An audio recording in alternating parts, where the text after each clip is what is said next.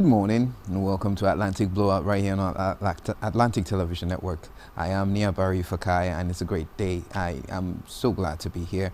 And today we just have interesting stories that we'll talk through. We'll talk through stories in the news and we'll have an expert come in and analyze some outstanding stories in the news. A few controversial topics, but we'll basically just walk through what you probably see or what you have not seen and give context to it.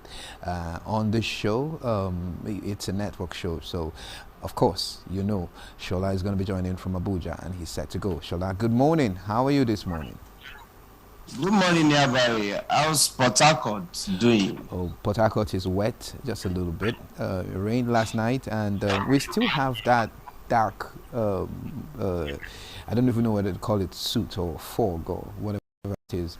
Port Harcourt people like to do that morning dash, and the reason is because the way the roads are in Port Harcourt, there are times when if you do not pass, you probably stay there for another 10, 20, 30, 1 hour, so that's how traffic goes. So for us who do early morning moves like that, we try to get out there, but generally it's still a big construction site, traffic being diverted here, and Port Harcourt people have also heard that we're going to be having more flyovers. So our governor, I think he wants to do 10 or 12. But whatever the case is, we will find a way. I'm just feeling for the people whose areas are being cited for flyovers, because what happens is there has to be a lot of trekking, a lot of buildings are going to be hauled down, traffic will be redirected, and small markets will just set up around those places, because those places now become a work site. But we hope for the best, and we hope that, as our governor has said, he's transiting from building structures now to stomach infrastructure, whatever that means. Some people have speculated that he wants to start sharing money. Some other people are saying, okay, wow, he will go back to settle the people that put him out there, when still trying to get in office. And there are many stories to it, but Port Harcourt is ultimately okay. We also have that part that he has also put out there. It was in the blowout yesterday, the conversation about being one of the safest states in Nigeria. Well, as that is, I've not heard so much unrest or maybe armed robbery here, or some people could not sleep at night because some boys showed up. There were times when we used to get those SMSs at night, because of course you're in the media, so the people would just send messages to want you to announce or get the police or anybody to get help. But we've not gotten a lot of that, so people are trying to make the most of what's going on.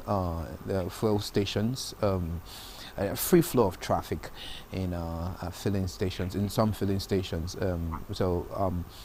I know I still bought 200 a couple of days ago. So possibly some people have started adhering to the rule by NNPC that everybody should sell at pump price, the actual pump price, I suppose. But Port Harcourt people are just making it work. So Abuja, and I know Agaji is set to join this morning. I kind of miss you, Agaji, but let's go to Abuja first. So Shola, what's up? What's going on in Abuja? The basic necessity in Nigeria is becoming worrisome. That is why the House of Representatives yesterday are looking for how they can tackle the issue of inflation in Nigeria, and at the same time on the power situation. The power situation is getting worse day by day. The rep actually summoned the Minister of Power, and they are telling him this time around that they don't want essay, they don't want tutorials. What they want is light. Don't come to us with essay, don't come to us with tutorial, don't come to us with technical terms. What we want is light. That is coming from the Nigerian House of Representatives. Also, they are looking for how they can tackle the inflation. And one of the areas they are looking into is that how they can make the CBN change their tactics make it compulsory for people to make use of our coins and lower denominations as a legal tender, because federal government is spending so much money in producing these coins and lower denomination 10 naira, 5 naira, 20 naira to 50 naira, because over time the economy is almost sidelining and making this currency go into extinction if care is not taken, and is affecting the economy, because you realize that some products ordinarily shouldn't go beyond some certain figures, lower denomination, and some coins on it, because they don't want to make use of the coins and the lower denomination. They just sum it up and take it to the next currency of higher value. Like if you are buying something for 12 naira, what they expect you to buy is outrageous when they will tell you it is 20 naira instead of making it exactly what it is. And some figures, like if you want to buy something for 50 naira and they will say, well, buy 15 naira, let us quickly make it 100 naira. This is causing a lot of trouble in our economy. And I think because if you don't know, you don't want to use it, why spend so much money on it? Even in America and Britain, all these coins are still amounting to something, are still adding value. Why are we killing that aspect of our legal tender? They feel that if they can go back to it, CBN can find means of making it compulsory in our economy. It will go a long way to solve the problem of inflation. This, at least for now, our National Assembly is working. Okay, thank you so much, Shola. Agaji, good morning. Good morning, Niabaris. Good to be here this morning. I hope all is well in Port Harcourt as it is in Lagos. Oh, well, I like that you said all is well in Lagos. We're doing good in Port Harcourt. How is Lagos? Well, when I say all is well, when anybody says all is well or I don't have a problem, it depends on the percentage of your problem. If it's very small, you just, write it off. That is it. But in Nigeria, there's no way you will be without a problem. Anyway, in Lagos State, relatively there is peace. It didn't rain. You guys were lucky because now everybody's praying for rain so that at least the heat will go down a little bit. I don't know if that much heat is in Port Harcourt as well, but in Lagos it's really killing. But we are watching closely a very interesting case of a young lady who was allegedly murdered while she was on a BRT bus. Bamishe is the name of this young lady. Yesterday, the suspect was arraigned in court and he pleaded not guilty. Very usual of a lot of this kind of people, people that like the one who murdered the young girl in the north, Hafisa or something, pleading not guilty, and so many other people just pleading not guilty brazenly like that. So we're just worried and hoping that the prosecution will have enough evidence to convict this man if he really did it, or if he didn't do it, they will also have enough evidence to go after the people who actually did it and then get them to face justice. Because running into a BRT to board it to anywhere seems to be like running to a fortified place where you are safe. You are supposed to be safe. So if BRT is no longer safe, which is run by the government, then where are we going to so that we can be safe? It's supposed to be cheaper, it's supposed to be safer, it's supposed to be faster. And if all these things are lacking, then where are we? So we're watching that case closely and hoping that it's not going to just die down. A lot of people have had speculations that it's an election year. So many people could be linked to this case more than we even know. So they will just make sure that the case dies. I hope that is not the case. I hope that whoever is involved, be it the Andrew Nice, who is the BRT driver, who is the prime suspect, and or any other person that is involved in the case, we just hope that these people will be brought to book and we will get to know how that judgment went. Now it has been adjourned till May the 9th. We're hoping for a better outcome so that the people can rest. Well, fuel in Lagos State is likely sold at 170 naira. So we're seeing a positive change from the 200 and above that they were selling a few days back. So now things are stabilizing somewhat. So the fuel problem may not be as hard as it used to be. Though some filling stations that didn't have the fuel, or had adulterated fuel rather, are still finding it difficult to evacuate, to bring new one, and to even win the trust of people who went there and got their vehicles damaged and so on. So if I bought fuel from XYZ and I discovered the fuel spoiled my car or damaged my engine or something, going back to that filling station will really be a problem. So trying to woo back their customers is a problem. So for the marketers, my heart just goes to them, because this may not have been directly their fault,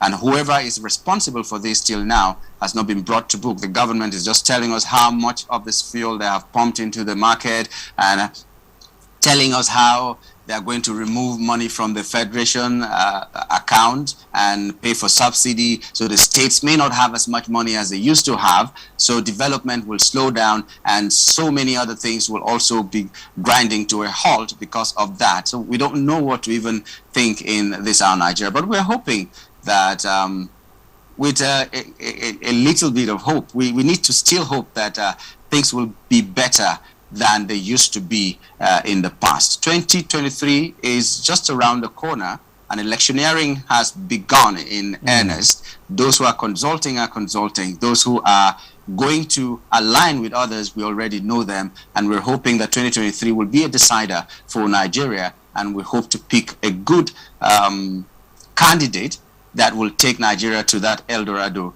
at least to a point where we can see El Dorado in this country. Okay, thank you. But I'll go with you on the coin conversation. The reps are asking that the coins get back into circulation. We'll make the most of them as we've produced. But Lagos, how do you see that playing out in Lagos, the economy? Because Shola has pointed something interesting out there. He says those little bits, because a lot of people just say, we don't have change, and they let you have it. But in economies that are thriving, everybody has a change bag, and you can still use those coins. So where are you on that? Well, I don't really know what to think about coins. Normally in Nigeria, we need to have a system where a coin can buy something really reasonable. Because if you're giving me change of coins, and I have coins like 1,000 coins that I cannot even carry in my purse, or I cannot carry in my bag, and those coins will amount to nothing when I'm using it to buy anything, there is no point. Well, if the coins must come back, they could, because other economies are having it. But I think we should be more aggressive about how to make everybody transit into digital banking, transfers of money that do not need paper money and all that. Because if I buy something and my change is supposed to be 2 kobo, for instance, if I'm doing a transfer, the 2 kobo will be covered. So we'll do something that, first of all, we know that if I go to my phone to transfer some money, the charges that will come back to me should not be such that I will say it is no point. Why do I need to do this? Why not just take the physical cash and go? So policies that government is doing on one hand and trying to encourage another one seem to be conflicting. If I take 10,000 naira to the market and I'm buying something, and my change is supposed to be 50 naira, for instance, and I give out the 10,000 and they're giving me back my 50 naira, then I take my phone, I do a transfer of 9,500 naira, for instance, to the person that I'm supposed to buy something from, and they cut 65 naira from my money. I have lost 15 naira to that transaction that I could have had back my 50 naira as change. So people are not trusting the system that is supposed to take them away from needing this kind of coins, these small denominations and all that, and it makes the thing so difficult. So if they're producing coins, fine, good and fine, but the money they spend to produce a coin or the spend to produce a note is outrageous. Sometimes it's almost the same amount of money that you produce. Like you're using like 9 naira to produce 10 naira note. It makes no sense. So there should be policies that will encourage online banking, digital transfer of money and all that. And then the people should be comfortable. Everything should be available to the people that can use this thing. Now they talk about network not being in the villages and all that. So what stops us from making sure that the network is in all the villages and this kind of transactions can be done? The generation that is coming after us will not need to be educated more on how to use online banking and all that. They already know. If you have a 2-year-old child right now near Barry, that child can operate the phone even more than you do. That's right true. Now. That's what I've seen. They take your phone, they remove all the things that they don't want, go to game that they want to play, or go to a channel that shows kids programs and all that. They do it at 2, sometimes less than 2 years. It took me a lot to even learn how to use the phone. Yeah. So if we're talking digital banking, the next generation are the ones that will really enjoy this. So we'll do something that will make sure that this internet or whatever is hampering or making us not able to get this digital banking to the grassroots gets there to the grassroots. So spending so much money, creating money, I know they say you use money to make money, but this is not making money. You're using money to print money in such a way that I think it is a waste of time. Okay. All right. So thank you so much. Transit, because I thought about it. There are arguments on the one hand, but flip it. Is it really what Nigeria should be looking into right now? Are we really supposed to focus on revolutionizing that, as you pointed out, banking experience, money experience, where the money comes from experience, and that's that. So a few stories in the news also that caught my attention. There's a mother that set a 10-year-old daughter ablaze with petrol in Ogun State. I've been just trying to figure out what was going on with her or why that will happen. Shola, what do you think of that story? Did you see that story? Well, we're beginning to understand how important the community response to a situation like this. It doesn't start today. Before you see a mother doing that to her own child, it's not just sudden. It has been a long time. It has built up over time. And what are the people around there? What are they doing? What have they been doing? Maybe over time, if they have reported this woman's situation to the police, to the authority, maybe it won't have degenerated to this. Or maybe it's a woman that needs help mentally, and people have taken into cognizance that this man is not balanced. And maybe you will have seek help and they will have help her out. The community has a lot to do when it's in these circumstances. What do you think? Okay. Shola, this is how I also see this thing. Mental health is very important. The one of the scariest thing, I was talking to a professional the other day, and she said, every day you just wake up, you are taking a risk. Even sleeping, you're taking a risk. And she now starts to talk about the degree of mental health degradation that's out there, and the fact that we do not even know. The fact that we do not even know that people can lose their minds and they are carrying on. People who should be institutionalized are walking about. People who should be on heavy sedatives and other medications, calm nerves, are just roaming about, figuring themselves out. So we are a society that because we do not research, because we do not have proper statistics of who is what and what's going on where, you notice that people may just be out of their wits and we do not know. I remember having a time I had to go for a full medical, and there had to be some brain scans, and I got a full certificate of what. But when I came out of there, I made fun of my cousins, and I said, I'm the only one who's certified here sane. I don't know whether you guys are or not. But the fact of the matter is, a lot is happening to people in the society. People are dealing with so much that you may not even know how they are carrying on till they snap. So in the report, she says all she could say was, I do not know what came over me. And if a good lawyer takes this to court, they can argue insanity, they can argue anything there, because there is actually no way to ascertain whether people are okay. Check, just take a picture of what's happening. Every morning you hear stuff that will bash your mind in, work your emotions up. As you're going to work, all the craziness. Before 7 a.m., people are throwing fists, things are happening, people are driving against traffic. All that happens every day. Think about it. Think about it. Nigerians are very resilient, but some people's minds can break. Agaji, what do you think? Yeah, that was my point. The point I wanted to raise actually. Mental health should be in a normal thing that we check all the time. But Nigeria, once you go to a mental facility, you're stigmatized already. We should work on that. It kills us slowly, and we're not saying much about it. Mental health is very, very important. Now, Nigerians have an attitude of over-the-counter kind of things.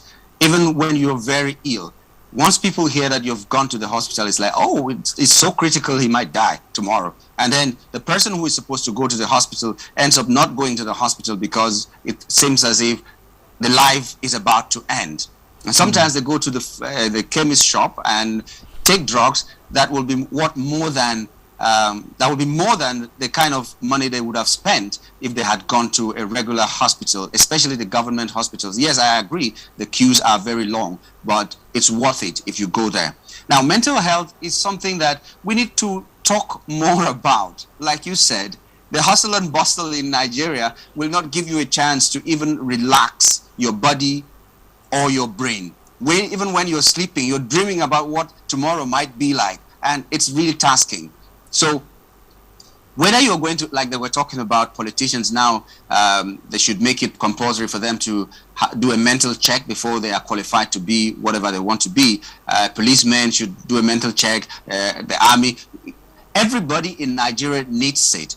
Not just because we're afraid we can break down, but there are things that we just need to know. We need counseling, very small things that only words can just solve. You don't even need medication. We should normalize going to a mental health facility or seeking mental health care from the professionals, because the life we're living here, whether we like it or not, is so tasking on our brains and our bodies that if anybody has a breakdown, it will be a normal thing. It won't be the village people coming after you. It will be because of the kind of pressure that you're getting from the life around, from your environments and all that. Even all the people who seem to be educated, all of us that say we are educated, we are at fault in this kind of a thing. I think we've not done enough to make the people know. And also, the government also should make it easy for the people to access mental health care, because I don't know how many mental health care facilities we have in this country. Even the regular healthcare facilities that we have in this country are not enough. So if you talk about the mental health care facilities, it's really, really not enough. So if we can put this in whatever orientation we want to give to our people, whatever education we want to give to our people, and make them know that going into a mental care facility doesn't make you mad. I quote that. Doesn't make you mad, doesn't make you a mentally deranged person, doesn't make you somebody less of a person. Then the better for us. There are some employers that if you go to in Nigeria now, because the employer doesn't know the need for mental health, if he knows that you have a record of having gone to a mental facility, he may not employ you because he thinks you are crazy. You might just go bonkers one day on him. Yes. This is a notion that we need to correct. There are a lot of things that we need to do to educate people to make it a normal thing to check their mental health. All right, thank you so much, Agaji. We'll go on a quick break. When we come back, of course, a little more into the stories in the news. Governor Soludo has a very interesting position about what the coffers of the state look like. After the break, we'll just talk a little bit about this period of transition and what governors are possibly going to leave in their accounts and why nobody even follows through to confirm those things. Quick break. When we come back, of course, Atlantic Blowout continues.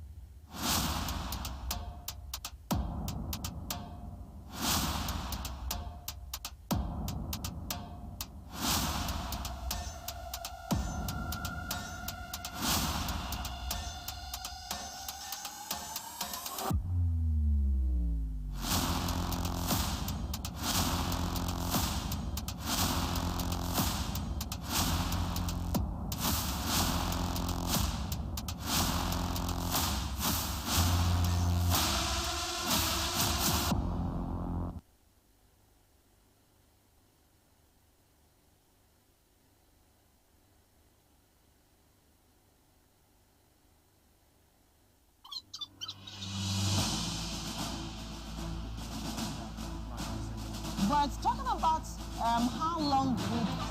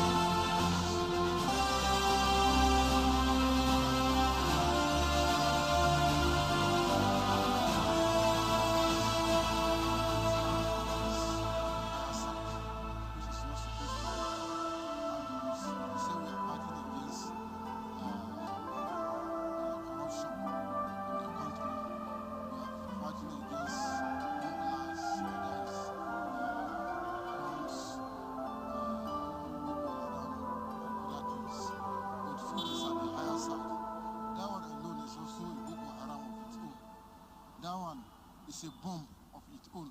If one can live on hunger, honestly, I tell you that even the ladies we have now.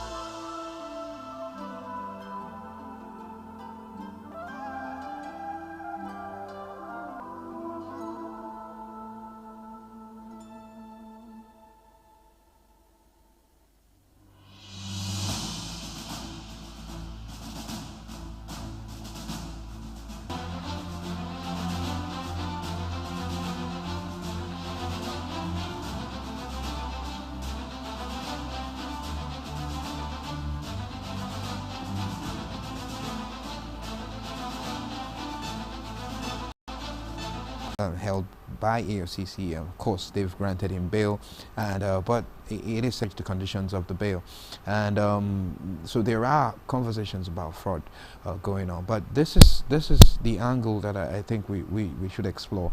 Very soon there will be that handover of government, and in many other states. Of course, Governor Soludo is a professional on his level, and of course he has his antecedents pointing out that he just wants everybody to know the level he's on before any other thing carries on. But the figure it is just troubling. So I'll go to you, Shola, on this particular news story. What's your take on this? How and I want us to get context from was empty by the time a new government is coming in, and so it seems like it's a baton that is handed down. I will hand down emptiness to the next people, and whoever carries will carry the grow whatever is there, and still hand down emptiness to the other people. So, Shola, you want the story. What's your take? It's a lot. It takes time to really know exactly the state of every state treasury or the federal government treasury is all about. Because this has always been happening. It's only the assembly governor of the state that has that power to declare what and what is left behind. So how do we know how true it is? You know, immediately after the election, there is always a long period, like 2 months or thereabout, or 3 months. You will recall last time when we had this election. This election was held last year, and we are talking about March. We are talking about 3 months interval. A lot will have happened. A lot will have happened, and it's expected of the incoming governor to set up a committee to meet up with the outgoing governor and let them reconcile a lot of things. And there's something they call handover notes. So this handover notes will have come up between the two bodies, the two parties. As at that time when they are exchanging these handover notes and they are trying to say they want to take inventory, we do hardly hear anything. But the moment the governor step aside, the incoming governor will come out and start releasing figures of what he meant behind. It was only in the time of that interrogation, the investigation is there, we hardly know what is going on. So as it stands now, we cannot really see exactly what is going on, but I think handing over notes should be more transparent in the course of their meetings, and let the public be carried along so we can able to question some instances. But for now, it is only one side that is talking. It's expected the other side to come and say if it is true or not. All right. So that balance, I'll go. What's your take on the story?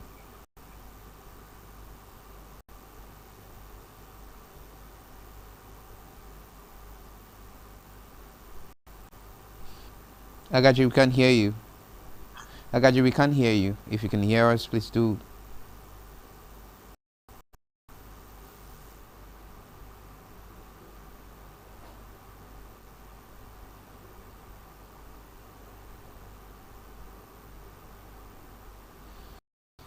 I got just indicate. Okay. So, but the concern here is. The money and does the work, of course, who will leave money for another person to come and spend. While they talk about it, but the handover note does not explain the empty coffers. You don't give a handover note because, oh, there's nothing there, so just hold a note or something. The handover notes will indeed, outstandings are there, what is expected from the state, what the state has become vested in, and other things. So yes, that will be what you get from a handover note. The list of assets that the state has attained and other things that are very economic. Is an economic state, a very, very functional one, and they make a lot of money there. So that's it. So, but Agaji, if you're ready to join now, you can go on the conversation.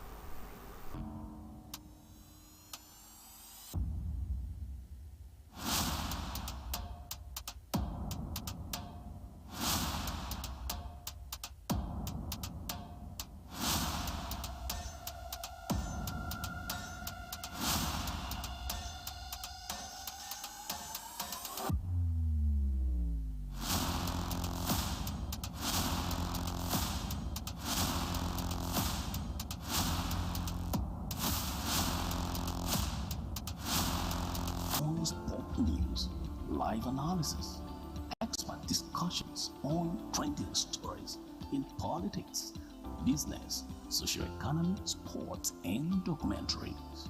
So catch all the updates on the happenings around the globe.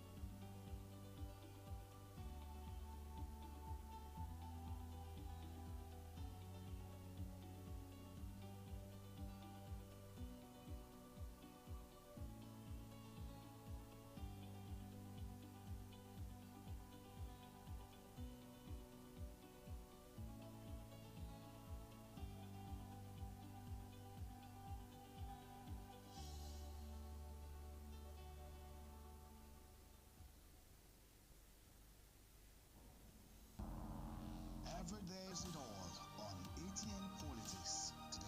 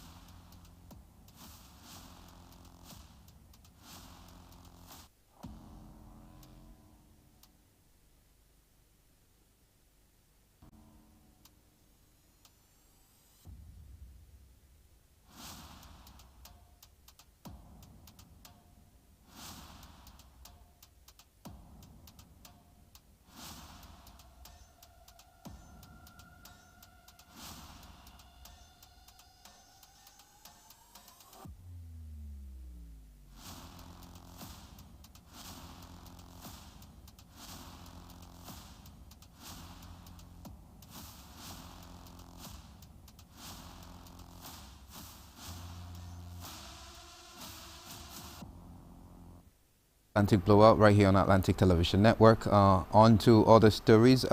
This is also an interesting one. The Dangote Group, the second largest employer of labor in Nigeria, as after the federal government, Buhari has pointed out, our President Muhammadu Buhari has pointed out that this group will put Nigeria in a good place. Of course, detailing the group as the second largest employer of government of labor after the federal government. And so he said this in Lagos when he commissioned the 3 million metric ton capacity Dangote fertilizer plant built at the cost of $2.5 billion.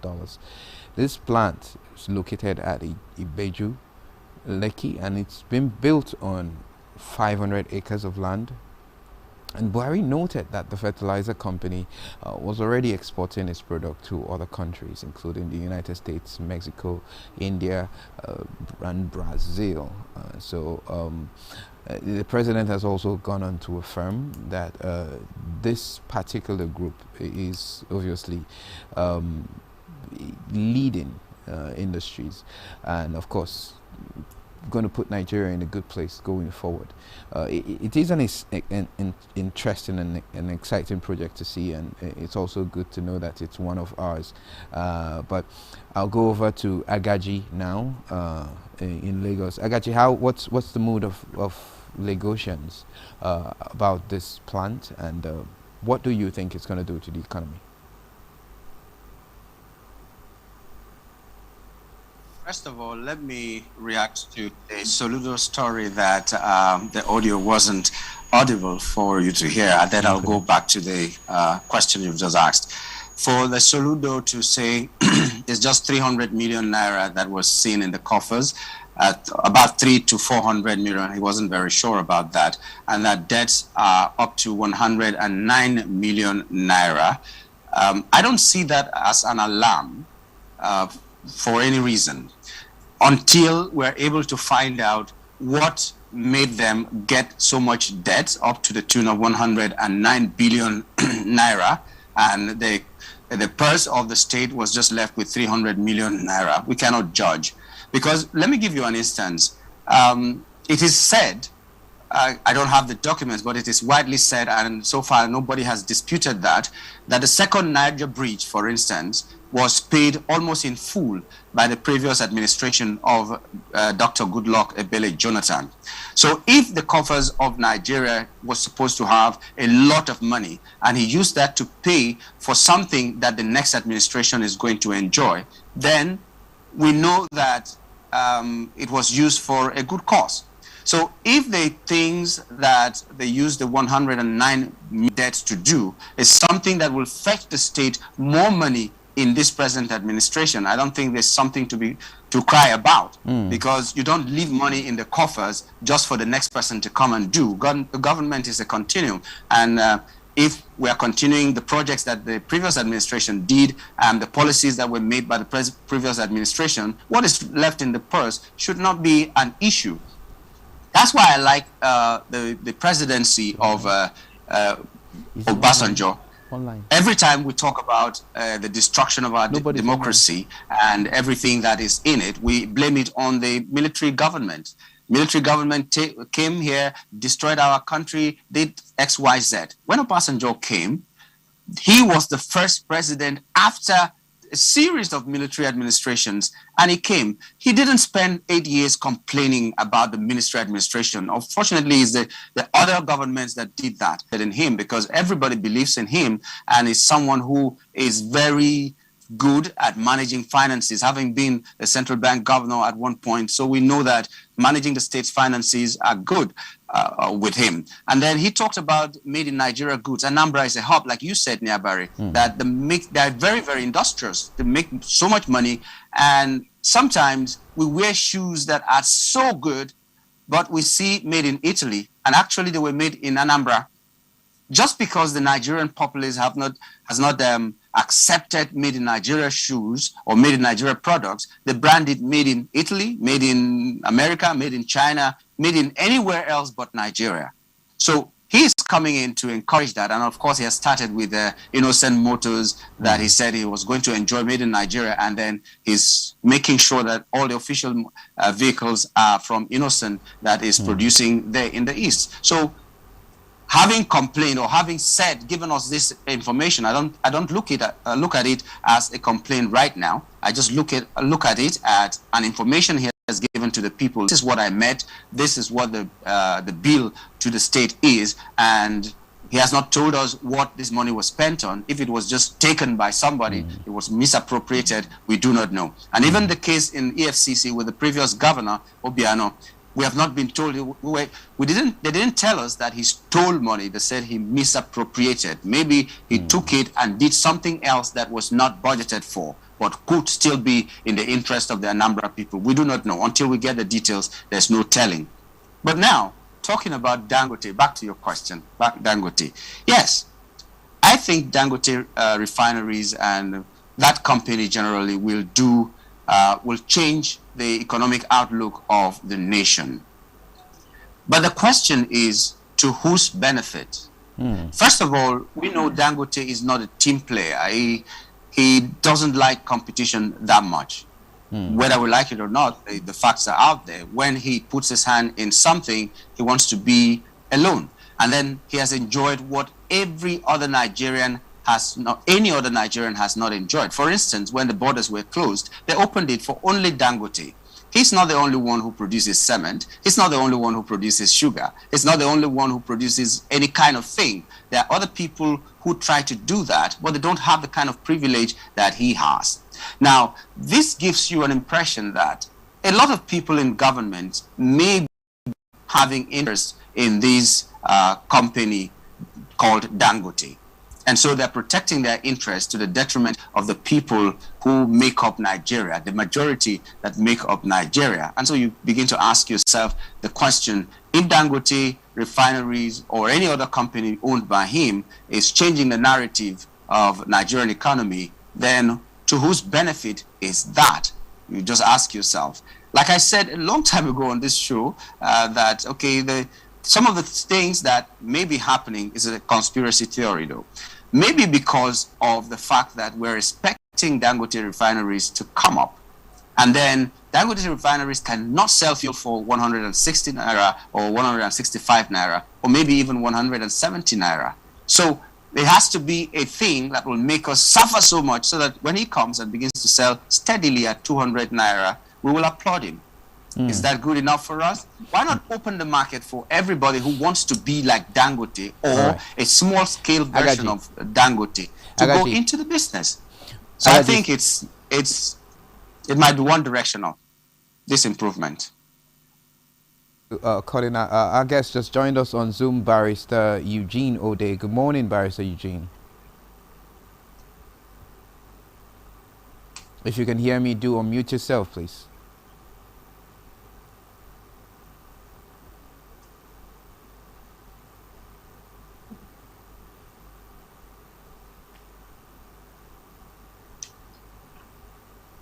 Good morning, Barrister Eugene. If you can hear me, just do unmute yourself and join in. Oh, okay. So, Agaji, apologies. You can continue with your thoughts. Yeah, well, I was saying that while I am happy that it's going to change the narrative in our economic outlook, I'm also still worried about who is going to benefit from this. And it seems to me like it's a one-directional thing. Will it trickle down to the people who are the majority that make up Nigeria, or will it still be just making money for the few people that seem to be giving us the neo-colonialism, the internal colonialism that we are having in this country, this small percentage that make up the political class in Nigeria? Well, Dangote changed the narrative, but I think the market should be left open for people who want to go into small scale of what Dangote will be doing in a larger scale. We need competition in whatever sector that we find ourselves, whatever sector of the economy. Unless that competition is there, then we'll still be facing the same problems inflation's here, somebody just deciding what you can buy or cannot buy a thing for and all that. It shouldn't be a one-man show. And that is what I think this is at this point. All right, thank you so much. I'll go over to you, Shola, on the thought, please.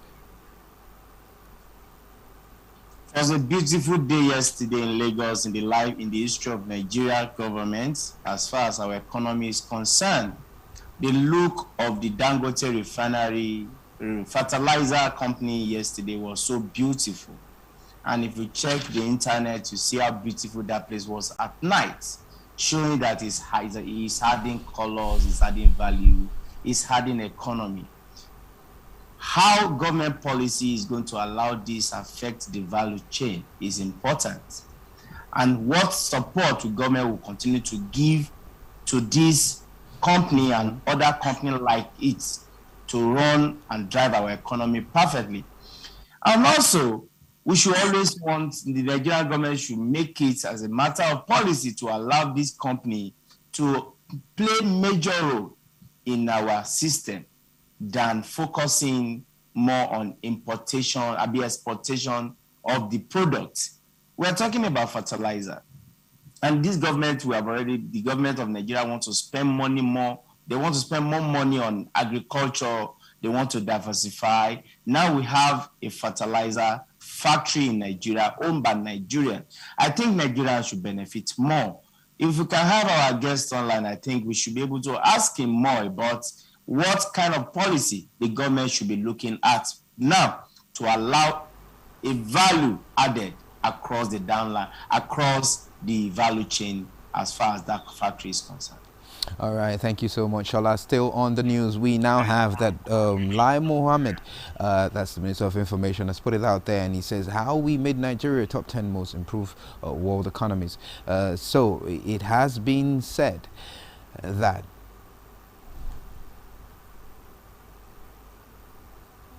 it has been said that the presidential implementation of over 150 enabling business environment, cancelled as the PEBEC reforms, was responsible for moving Nigeria up 39 places on the World Bank doing business index since 2016.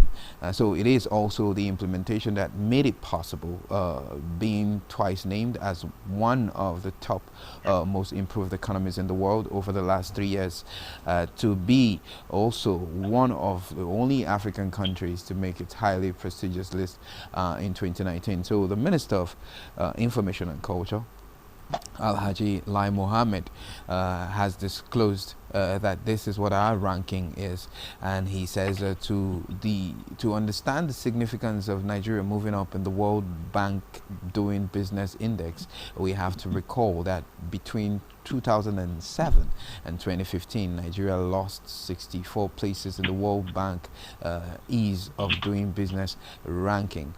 So while we also see that our economy is we are feeling punches on our side, but it looks like overall it looks like the economy is moving.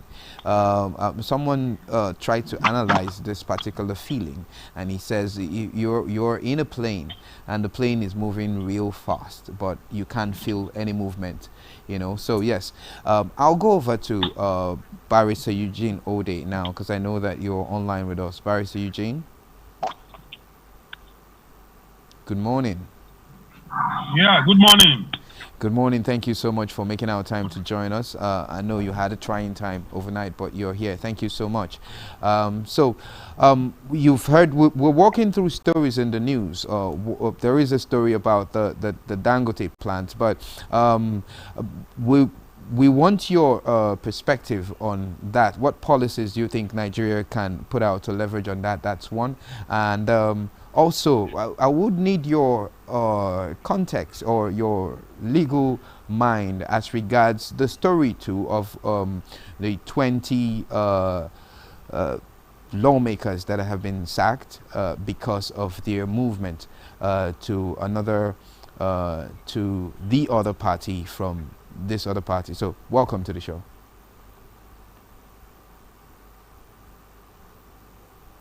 Can you hear me, sir? All right. All right, sir. On to you, sir.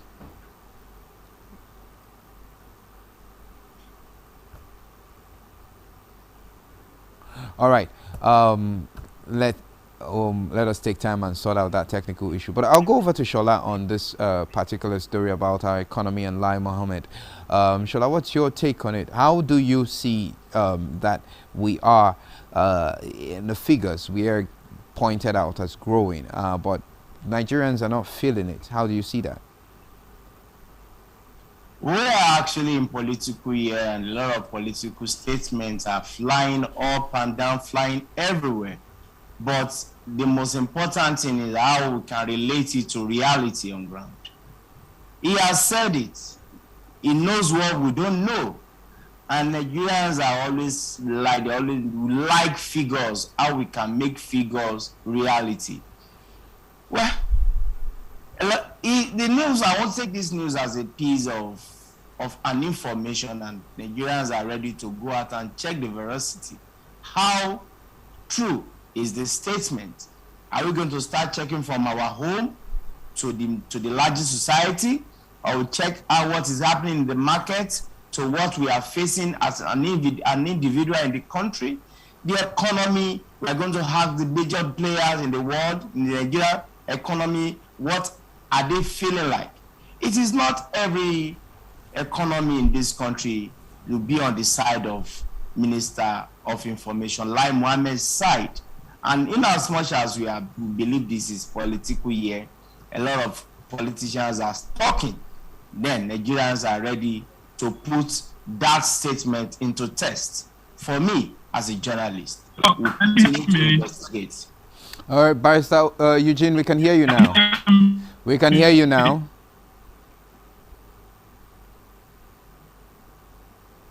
Are you there?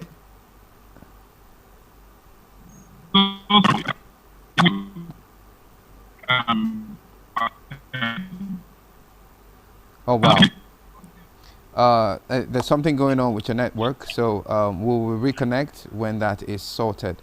But Agaji, on to you. Do you see us flying as fast as it suggests, or do you follow the analogy I made about a plane, where you can sit in the plane and the plane is deep in real fast, but you can't feel it, you know? So that's how Nigerians are analyzing this other part of the gist. We can feel the speed.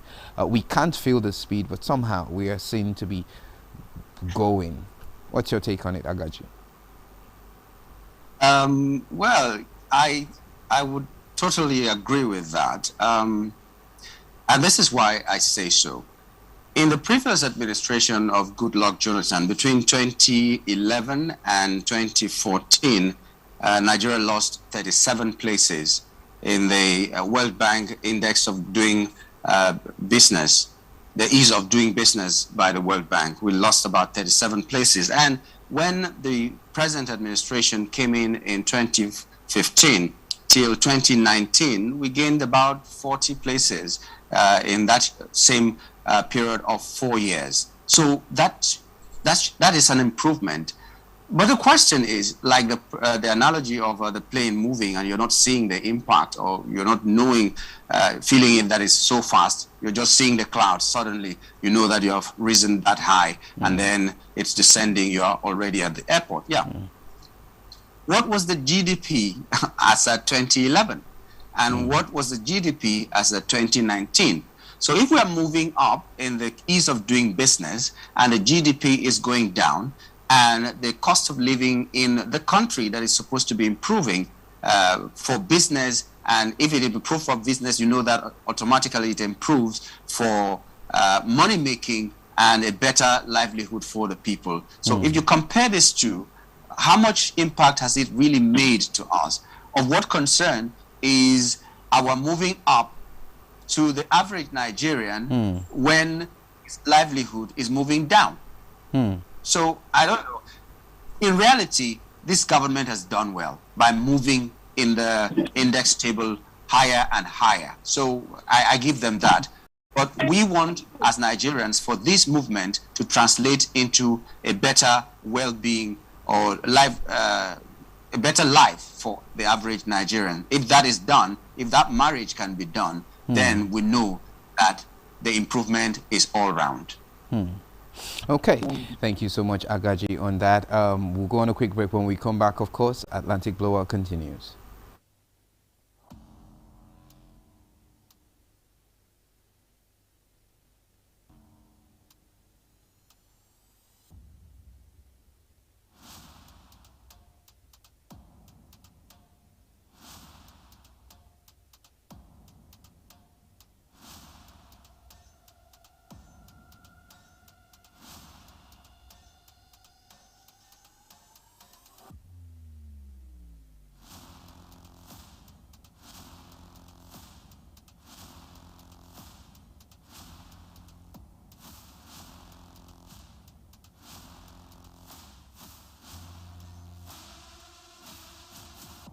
From the lines across the ocean to the land beyond the mountains, through the Sahara, we bring unspoken news, live analysis, expert discussions on trending stories in politics, business, socio-economy, sports, and documentaries.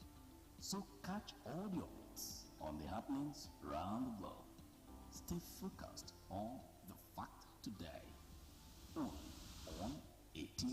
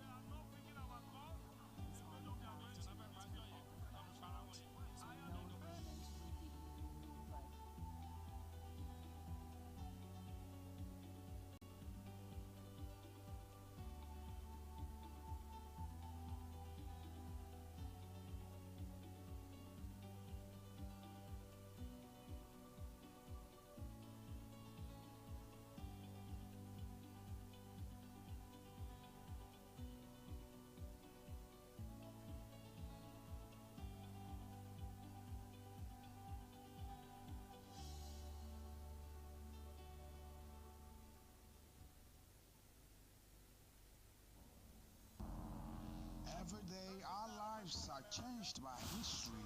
We are one people, all of us. Leaders, politics, Nobody's ambition is what I have fought a very firmly. natural occurrence, war, and the world economy. I belong to everybody, and I belong to nobody. ATN covers it all on ATN Politics today.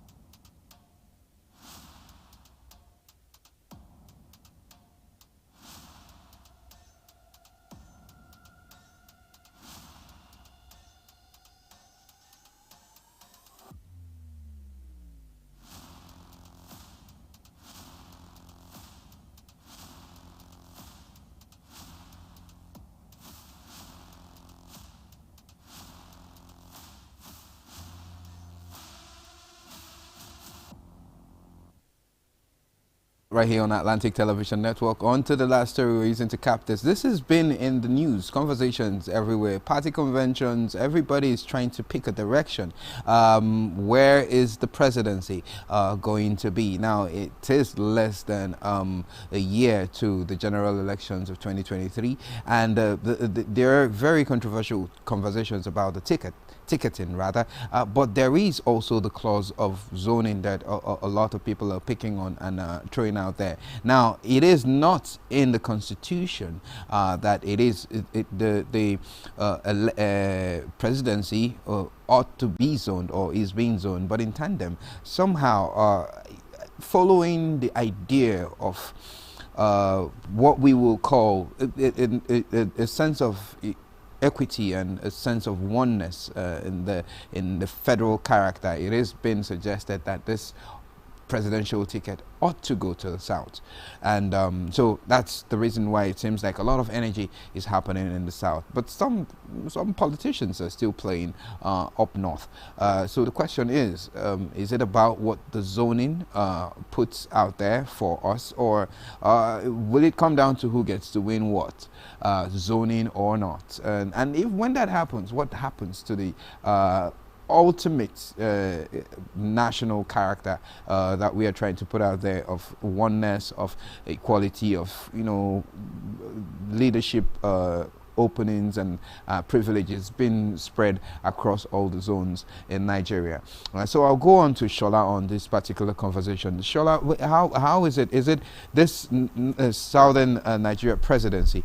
Like I said, not constitutional, but obviously, for the sake of the national character, we're seeing that a lot of conversation is talking about the South. The Southerners are already just gearing up to also come and play. But you are in Abuja, and you know that a lot of Northern power is in play too. So, what's your take on it? It's a national issue, irrespective of where you find yourself, as the case may be. A lot of people have argued with it that it has to look into fairness, equity, justice, should do the right thing. But this will not speak for the political parties. Political parties are more key into this project of where the presidency goes in 2023. And political parties are looking more into that candidate that has been politician, a unifier, that has the structure, that has the antecedent, that has structure across the country that can be acceptable by all and sundry, that can win the election for them. These are what most of the political parties are looking into. But in the face of doing things right, it is the time of the South. And if it goes to South, who among the southern states that has not been, we should look at the other geopolitical zone, which is Southeast. So we cannot be looking at Southeast when they themselves have not really come out to say these are the people that are coming out. If you look at among all the people coming out to show interest, many of the Southeasterners are not really coming up. They are not really coming up. They are still watching. 2023, emotions cannot give us the president. I like how you put that. Emotions cannot give us the president. Agaji, take it away from emotions, as of course Shola has said. Where are you going with it? Well, in Nigeria, a lot of things that are not constitutional seem to be working well, and so why not we roll with it? For instance, the geopolitical zones are not constitutional, but they're working. Whether we like it or not, Nigeria is shared into 6 geopolitical zones, and this were a thing in the past, but not anymore. But now we're doing it, doing the kind of things that we want to do: South this, Southwest this, Southeast, and all that. Well, in fairness, zoning, it's a good thing, because otherwise there are some zones in this country that will lord it over others, and it'll happen forever.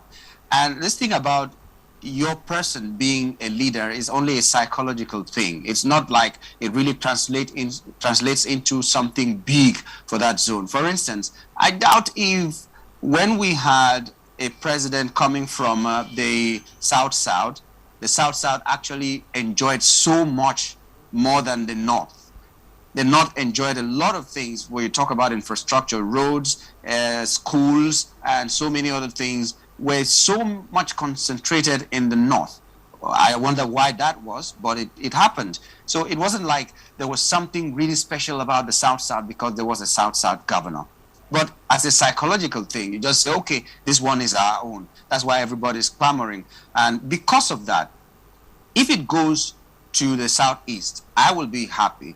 Not because there are no other people in any other region that can take it, but also because there also are people in the Southeast that are capable enough to handle the position and do well. We have so many names that we may not even mention here. There are very good people inside there. But my problem with the Southeast over the years is that whenever there is a credible candidate that is trying to rear his or her head to contest for a presidency, the Ohaneze Ndigbo, for instance, will be divided into maybe 4 or 5 groups.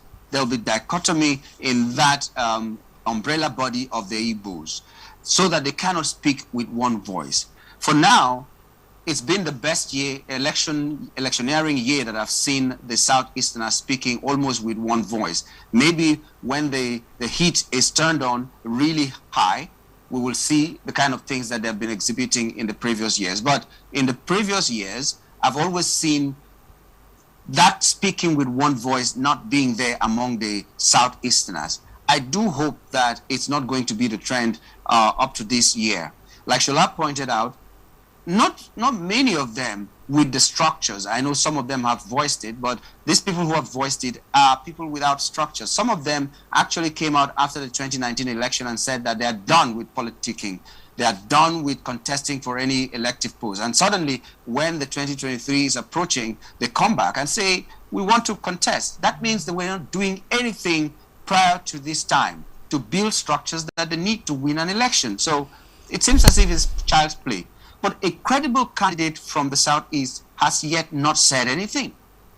We've not heard anything from people who we should be clamoring for. The only other person that you can say may have a little bit of structures is someone whose character is questionable, because he's just there and he's supposed to be somewhere else, though he's making laws for us now. So we don't know where the Southeast is on this matter in the first place before we can say, okay, let us support them and all that. I would really want for a credible candidate to come up and start making the noise. For instance, in the Southwest, there is a candidate that, though many people may not love him, but he has been working towards this presidency from when he was young.